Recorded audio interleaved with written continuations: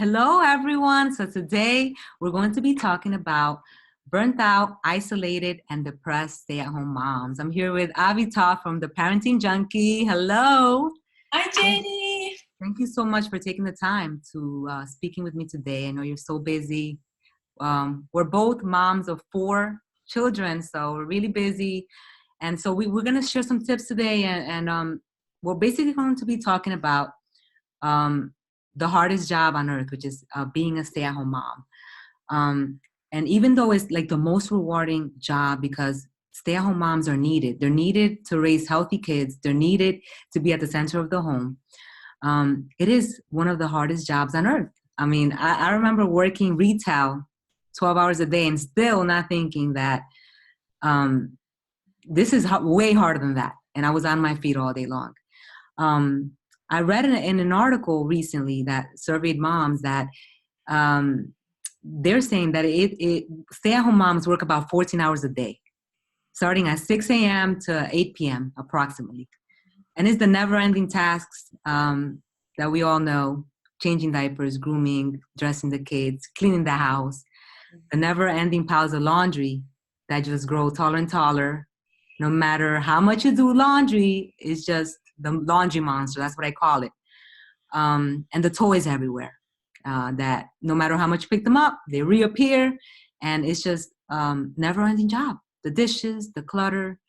I was telling Avital that I feel so like out of it sometimes because just starting my morning, getting the kids dressed, brushing their teeth, combing their hair, getting breakfast done, and then cleaning up after breakfast, I feel like I've already run a marathon. Like I've already been hit by a Mack truck. And it's only 9 a.m. and now I'm gonna go ahead into homeschooling. And I know not everyone watching me homeschools, but also driving your kids to school, that's a whole nother stress in our lives. And it's a very hard job. I could go on a rant, and maybe we deserve this little rant, but it's a hard job. And not to mention the emotional aspect of the tantrums, the sibling rivalry, the fights, the kids not cooperating. That's a whole nother world. So today we hope to provide some insight, and we're all learning. We're all on this journey together. But I really hope that tonight we took out some time to share. Hopefully one of my kids don't come streaming in here, but I have some chamomile tea. So hopefully we can finish this video without being interrupted. All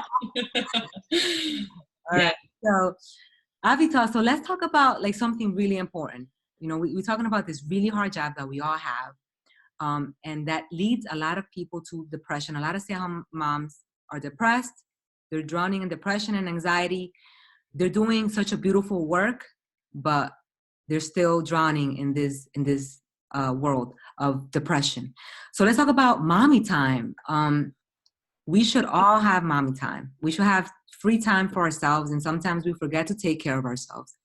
Can you tell us a little bit about why that's important and maybe some of the things that you do as a mom of 4 to have some time for yourself?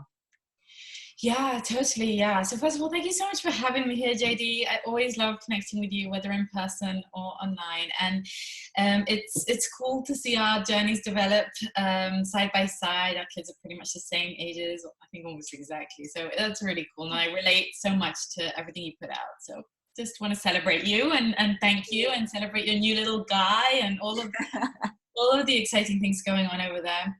And yeah, you touched on so many important things. And when I just do want to say before we dive into this, that if it's actual depression that someone is experiencing, not just a little bit of blues and frustrations and irritations here and there, we all feel depressed at times. But if it's actual symptoms of depression, that needs to be clinically treated. That needs to get professional help. Absolutely.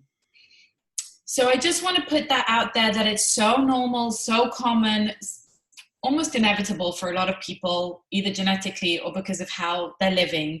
And that has to be on our lips. It has to be normalized. It has to be okay to say, hey, I'm actually battling depression. I'm battling depression. I have, a bout of depression going on. I need to treat that, and giving that the real space. That means professional help. That might mean medication. It might mean drastic lifestyle changes. It might mean dietary changes or sleep changes and all of that stuff. So I just want to say, if you have even the slightest inclination that there's real depression going on, please do ask for help. Please do get that help. Definitely. If you're someone who you are so depressed that you can't get out of bed in the morning, and you're just crying for any little reason, and you think you have suicidal thoughts, then that's a clue right there that you need to seek help. And we're just giving advice here for like the normal blues, like you're just down because you have so much work and you have so much responsibility. That's what we're talking about. So we're not experts in this, but definitely thank you for bringing that up, because that's definitely something that people need to keep in mind. Yeah, just as a disclaimer. But we all have those moments of depression, those moments where we think, I hate my life, I'm messing this up, I'm a terrible mom, I hate my kids, I hate my husband, I wish I never had kids. Those thoughts are normal thoughts. And I just want everyone to know they're normal, they're okay, and there are things that we can do about them to help ourselves, for sure.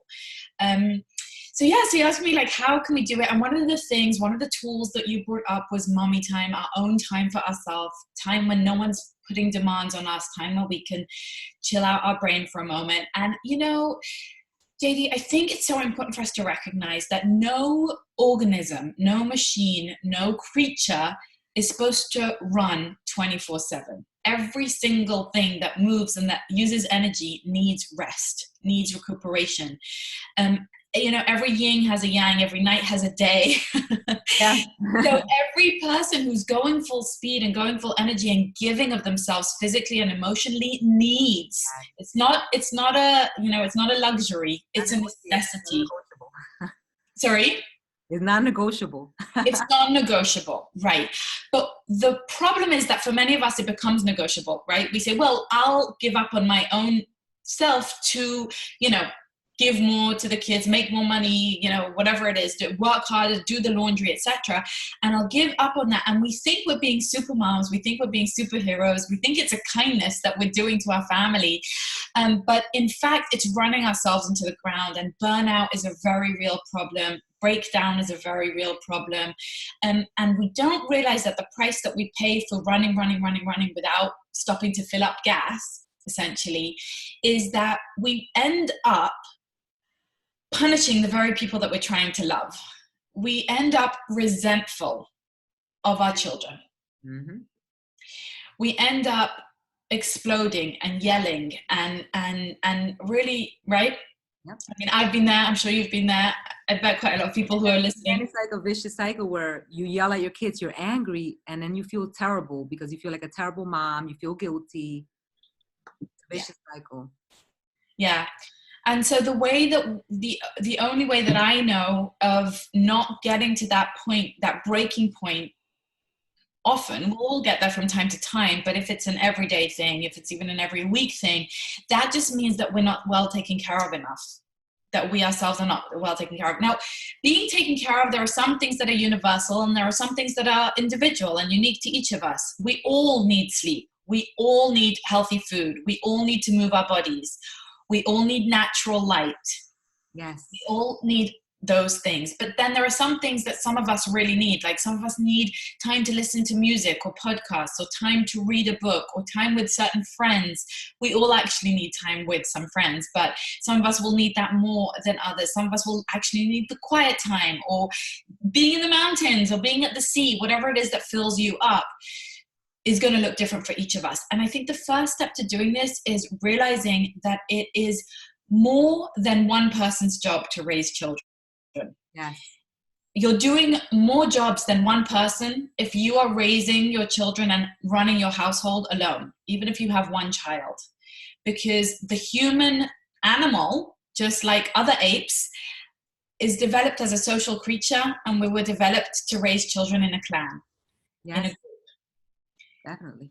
Right? We were developed to have less children than adults. Yes. So there are a bunch of adults taking care of children. The adults aren't stressed, right? The adults take turns grooming and feeding and holding and caring for.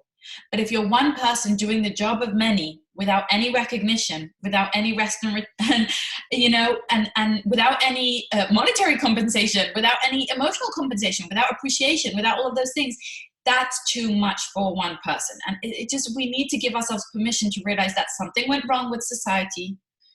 Okay, something went wrong. It's not designed to be this way. Okay, so it is this way, but at least we've got to recognize that that's not meant to be that way, and we need to find other alternative ways of solving that problem. Definitely. I think it's a growing problem, and you know, we're going to get into that next about isolation, but quickly, I want to share a little bit of some things that I do to self-care. And I try to make it the most important thing. And first thing in the morning, I do exercise. I do a little bit of exercise, even if it's just 20, 30 minutes, even a 10-minute YouTube video. I try to do, because I realize that I have to put that as like the number one thing, is like my exercise, what I'm doing for my body. Because if I don't do it in the morning, it never gets done. If I leave it for night, it never gets done. If I leave it for the even for the afternoon, it just doesn't get done. So that's one thing that I definitely do every day. I mean, right now I have a newborn, so I'm giving myself some grace, you know, no sleep, but I still try to get up, you know, even if it's just 5-10 minutes of stretching, of alone time, of, for those of you who do meditation, that is a wonderful practice. Meditation, to have like a silent time where you're just quiet, you're not letting things run in your mind, there's not chaos going on, just a time of stillness. That is so important, and people don't see the value in that. So having some time in the morning, even if it's just 5-10 minutes, is something that I recommend everyone to do. Yes. That's the first thing that I do in the morning. I have some devotional time, read the Bible, then I exercise. That's something that I built into my schedule, almost as it's as natural as getting up and brushing my teeth type of thing. So you just build it in. And like Avital said, sleep is so important. And because people are not sleeping, it's causing havoc in the health of people. You need to sleep. And people are getting less and less sleep these days. And it's causing all types of things like heart disease, depression, anxiety, everything. All those things can be all traced back to lack of sleep. So it's really important to sleep at least 8 hours a day. And what I do, I also take a nap in the afternoons. So like after lunch, we go for a walk. I come back and I take a nap, even if it's just 30 minutes. I've been doing that for years now. I take an afternoon nap, and it's like, it just resets you, because, you know, you have so much going on, so much that is required of you, that's coming out of you. You need to like turn yourself off, like, you know, like a phone. So, and there's so many things, like Avital said, that you can do, you know, even if it's just joining a class at your local gym, if you can. It's so important to just get out of the house, because you're indoors all day long in these four walls. Another thing that's unnatural is for human beings to be indoors for so long. They're indoors for like 99% of their day. It's just not healthy, and it's not something that's normal for the human being. Right. So getting out to take a class of some sort is nice to do for yourself. And getting out into nature, can we agree?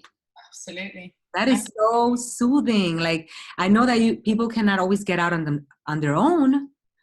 You might have to take your kids with you if your husbands are not home, but getting outside in the woods, I just love it. I've been doing it for years as well. That's like something that I have to do all the time, because it just resets me. Just being out in nature is truly amazing, how it transforms your mood. So find something for yourselves to do that is going to provide that free time. And it might not be free time, like you said. It might be with your children. Yes. That's okay. It's a wonderful model to show our kids that we care for ourselves. Exactly. You don't have to be apart from your kids and be by yourself. It's just changing your routine, where you're setting something off to relax, something that relaxes you. Everyone knows what relaxes them, whether it's listening to music, Mhm. whether it's doing some type of exercise, meditation, prayer, getting out into a class. If you like dancing, take a dance class. I just bought myself some tap shoes the other day, and I have the intention, okay, because I haven't started yet. Start taking some tap classes because my girls are taking tap this year, and that would be a cool hobby. So anything that you So, wanted to do as a kid, I always wanted to take tap classes as a child, and my parents couldn't afford to put me in tap classes. And now that I'm an adult, I think, wow, maybe this is something that I want to give it a try.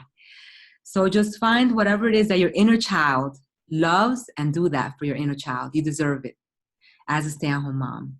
yeah. So Avital, let's talk about isolation because I mean, you said it's just not natural for humans to live these isolated lives. Families are more isolated than ever before. Most moms, when surveyed, said that they get zero adult interaction besides talking to their husbands and the store clerks. And that's just mind blowing.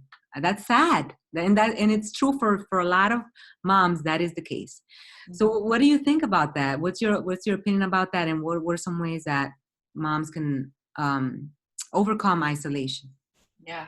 So it's actually detrimental to be isolated. It really is a cause of depression and anxiety. And we are, as you said, yeah, we're supposed to be socializing with other creatures. Whether you're an introvert or an extrovert, it doesn't matter. You need human connection.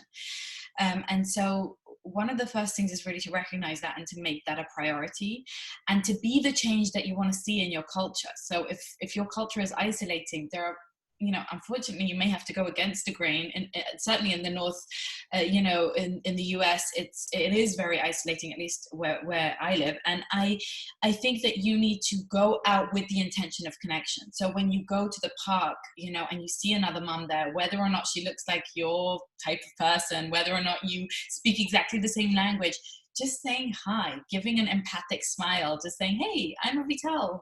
How old are your kids? It's as easy as that to start a conversation.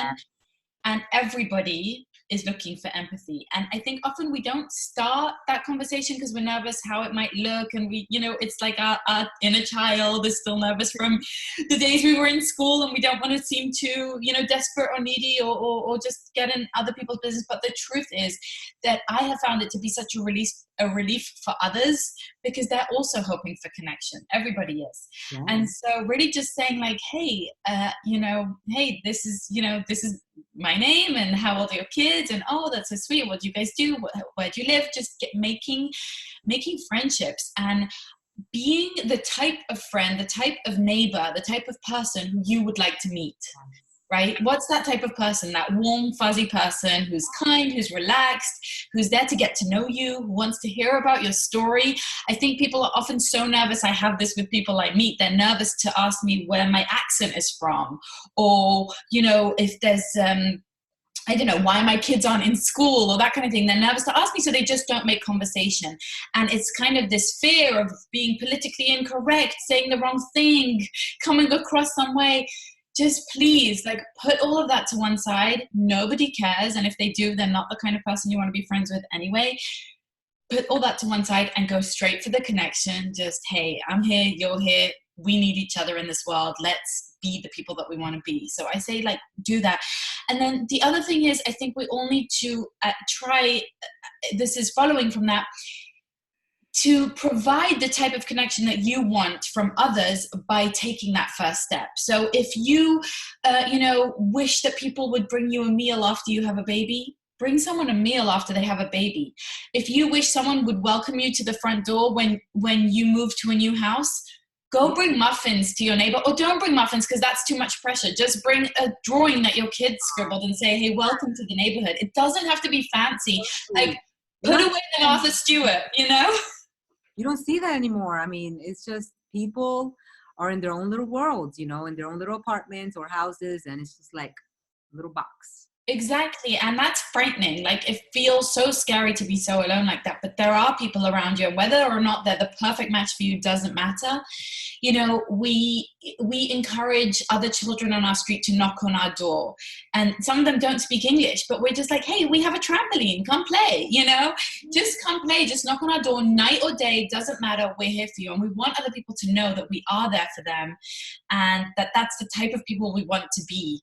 And that it doesn't matter if you have mud on your shoes, come in, we'll find something to eat. It won't be fancy, it won't be perfect, but there'll be connection. So I think that's really important. And then there are obviously like places that help that happen. If it's the YMCA or the JCC or your local community center, your local schools, your local synagogue or church, becoming involved in the different institutions that offer those opportunities for you, but you've got to actually seize them. No one's coming to the door and knocking and saying, the door. Here's your friends, right? You've got to create. You have to go out there and find those opportunities. Yeah. And there's so many opportunities out there. When I first had my first child, I was reluctant to joining any type of like play groups. I just didn't I don't know, didn't think that would be a place for me for some reason. Yeah.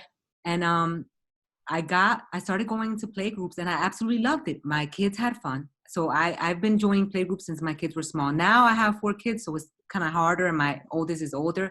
But join play groups. There are so many play groups, and you will meet amazing people. You will meet moms just like you.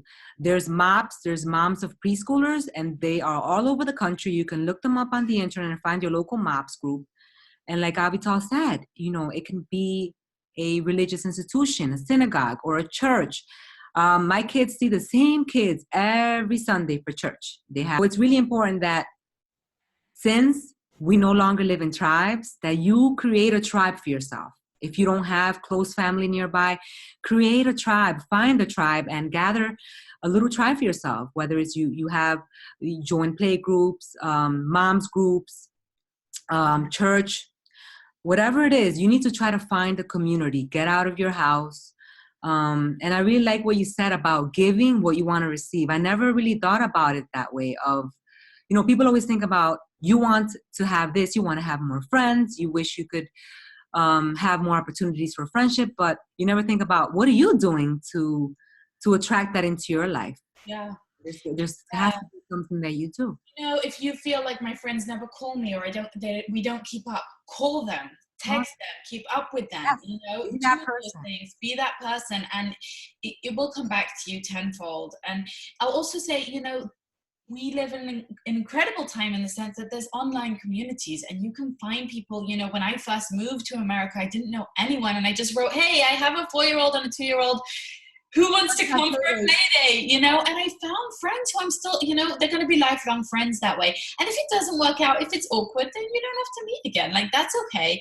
But just reaching out, being vulnerable, saying, we need friends. This is who we are. Who wants to be our friend? Yeah, you've got to put yourself out there, because isolation is a real thing. And it's real problem. It's a terrible way to live. No one should live an isolated life, especially now. There's so many groups. Yeah. You can find them on Facebook. You can find them, if you're not on Facebook, you can find them in your local newspaper. You will find groups everywhere. There's groups. You just have to go out there and find them. Get out of your house, meet people, make friends. I know a lot of people are on the internet, they're on YouTube. You have to create real face-to-face friendships. That's very, very important. That's very healthy for every human being to have friends that they meet up with. At least, I don't know, bi-monthly, monthly, that you meet up with friends, and your kids also see other children their age. Yeah. And I'll just say one more thing is, if you don't have it, you can create it. Like, if there isn't that group, you just post yourself, hey, I'm going to the forest every Thursday at 3 p.m. Meet me, or hey, every Monday at 5, I'm doing a dinner at my house, potluck, come, it's vegetarian, right? Just make the event that you wish existed. I've created that with a bunch of friends. We have a co-op. We meet every Tuesday in someone's house. We drink tea all day. The kids play all day. It's beautiful. And it is so soul nourishing. It's so important. We come there, it's like therapy for 5 hours, because each of us comes with all our frustrations, and we just, women do that in a big way. Men do too, but women in a really big way. And that's backed up by research, that women need long conversations with close friends in order to be emotionally healthy. You need it. So, and it's been proven that if you look at, I think, what is it called? Blue Zones, the book Blue Zones, people who have tribes or family nearby, they live longer. They live longer. They live healthier. Yeah. So you have to get yourself out there and create something for yourself. Like I like having like little craft parties for the kids, and we invite friends to come. Just make anything up. It can be a potluck, like Avital said. you can make something out of nothing, really. I mean, there's really no reason for people to be isolated these days. There's no reason at all. So hopefully we're encouraging some moms out there to get out of their homes, you know, create real friendships. And this is going to help. It's going to help with that stress. It's going to help with the burden, with the overload. It's really going to help. We help each other as a society. We help each other. So let's talk a little bit about some tips on how can moms be happier. You know, there's just you go around and you ask stay-at-home moms, are you happy? They're not giving you a positive answer. So what are some things that you think that stay-at-home moms can do to become happier? So, okay, so the things that we've spoken about here are all on the technical and external level, and they're really important, right? The self-care, self-fulfillment, all of the healthy aspects of sleep, eating, etc., that's all important. Isolation and finding connection, all of the things that we've said here are going to contribute to happiness. They're actually critical for happiness. But I want to address here that you know, there's only really one thing that makes us unhappy, and that is not our external circumstances. It's not what's going on the outside, but it's what's going on internally. It's our thoughts about our circumstance. It's how we're interpreting what's happening to us. So even though all of the external situations are important, you need to get your sleep and get your friends and get your health and eat good and all of that stuff. You need all of that. What you need in order, all of that won't make you happy. What will make you happy, I believe, is questioning your thoughts that are leading to suffering. And this is rooted in a lot of different wisdom teachings, but the main tenet of this thinking is, how are you interpreting the events of your life? How are you interpreting your situation? Because if you're inside your head thinking, this isn't fair, this is too hard, I'm a victim, how does he get to go out on business meetings and I'm stuck at home with the kids? Why do I get no recognition? This is the worst job in the world, this is too hard, I'm messing up. Any of the thoughts that you're thinking, even thoughts like, I'm too tired, I'm too, I can't do this, right? Any thoughts that you're thinking that are negative are going to lead to a negative feeling result. Yes. Yeah?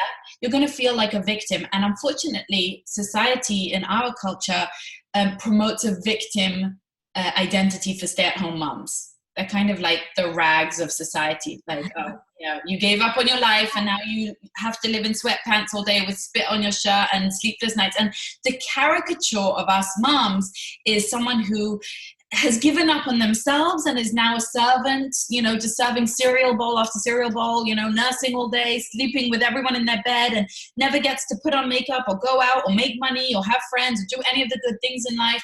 And we have internalized that message. So when we're home doing the beautiful, sacred, incredible day-to-day work of washing the dishes, of feeding the children, of changing a diaper, which could be interpreted as the pinnacle of happiness, as wow, I'm so healthy. Really, it could be if we were to just retrain our brains to understand that there is no external happiness, there is no other life or other passion or other friend or other husband or other you.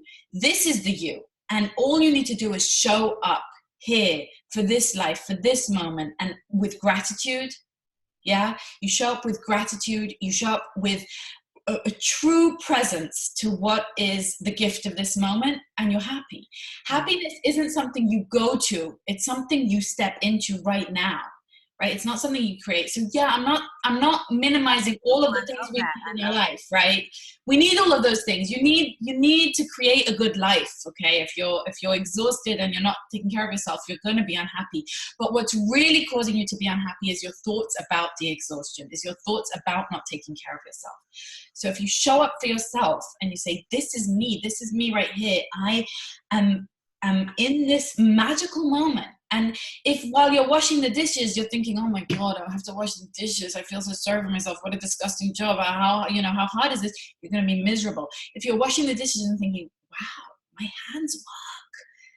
I have running water. I have freaking running water in my house. Oh my God, that's a miracle. Like, I am in the top, 0.1% of human existence right now. You know, I have dishes to wash. That means we just have food to eat. Like, I'm blown away. That is amazing. Right now, I know this sounds utopian and some people are rolling their eyes at me right now, but I do believe that in any situation, you could be in the Ferrari, you know, you could be living, you could be flying across the world in your private jet, drinking diamond glittered champagne and be miserable. Or you could be living in a mud house, you know, with being paid $1 a day and be the happiest person in the world, because happiness is an interpretation. It's a feeling vibration that we step into just by what we think about the situation. Are you judging it kindly or unkindly? Right? So that's really my answer to myself in how to be happy. Choose the happy thoughts, choose the positive thinking, choose the gratitude. Realize that you are not a victim. You chose this life, you've been blessed with it, and there is so much to give thanks for today. And tomorrow we could be gone, right? Like, I don't have time, you know, I don't have time to be feeling sorry for myself about all the blessings, right? Tomorrow, this could be our last moment, and we need to seize it. And so I hope that's not too cliche, but it is what I really believe. No, it's so true. And I truly believe in everything you're saying about just the thoughts that keep running through our minds every day. And we don't even realize all the negative thoughts that constantly run through our minds. And if we could just do the simple act of observing, just being like an observer, Mm-hmm. someone who's just watching yourself, like like in the exterior, you would realize all your negative thoughts that are going through your mind. And that's the first step, because that's what makes you feel terrible. Exactly. It Exactly. all And starts up here. right? It's comparison. Who are you thinking you should be? Who are you thinking, you know, what are you thinking you should be doing right now? You know, if you compared it in the opposite direction, if you're thinking about what you have versus not what you don't have, right? All the way you view everything. About now versus the history or the future, you're going to feel completely different. It's just like putting on another pair of glasses. That's all it is. Changing the lens. Happiness is a decision you make. It's not a feeling that just is just gonna come take over you. It's just a decision that you make every day, every moment. Tomorrow you can wake up and you can be a different person. You can choose to be happy tomorrow. And we're not, we talked about depression. This is not gonna be for everyone, but for most of us who are not dealing with like a clinical issue, we can choose to live happy tomorrow. There's so much at our disposal, especially if we live here in the United States. Having running clean water, Yeah. that is such a blessing. Having healthy kids, I mean, that is such a blessing as well. 100%. And also, for those of you who stay home, being able to stay home. I mean, there's not a lot of moms that are able to stay home. It's only like 30% or so. All other moms have to go to work, and we have the blessing to be able to be home raising our kids, seeing them, seeing their milestones, and being able to contribute to the next generation. Such an important job. If we could just shift our minds, take some time out for us, step out into the world, find friendships, find groups, find a tribe, create one if you don't have one. And like Avital said, just choose happiness, watch your thoughts. It all starts inside. So I hope that we have provided some insight here. Avital, can you tell us a little bit of where we can reach you, a little bit of the work that you do over there on YouTube and on the Parenting Junkie website? Yeah, sure. The best place to find me is at theparentingjunkie.com or on my YouTube channel, The Parenting Junkie. And yeah, I do coaching, mindful parent coaching, and I really am all about empowering parents to find presence, peace, and play in their homes. So I love all her work. It's amazing. Yeah. If you haven't checked out her YouTube channel, please do, because if you're a parent and you're looking, you have a problem of some sort. I'm sure she has a video about it. Hilarious. I just watched one of her videos today about, what was it? Judging. Oh my gosh, that was hilarious. You have to go over there and watch her. She's truly amazing. She's a gift to the planet. I love the work you're doing. I know I've told you before, I think your work, you don't realize it, but your work is changing the world in a way, because you're helping families become happier, helping families solve problems, and that in turn creates an effect that helps a lot of people, a lot of families. So I thank you so much for the work you're doing. I don't think you realize the impact that you're Thank doing. you, Jade. And You are right back at I you. know you love all you do, and it comes natural to you, but you really are such a positive energy and impact on the world. Thank you so much for all you do again, and hope to see you guys soon. Got to get the kids I together. can't wait to get together in person, meet your little Yep. man. Gotta get the kids together one of these days. All right. Well, Avital, nice talking to you. If you guys haven't checked out her channel, please do. I'll link everything below in the description box. It was a pleasure. Avital, I'll speak to you soon. Take Bye, care. Jade. Bye.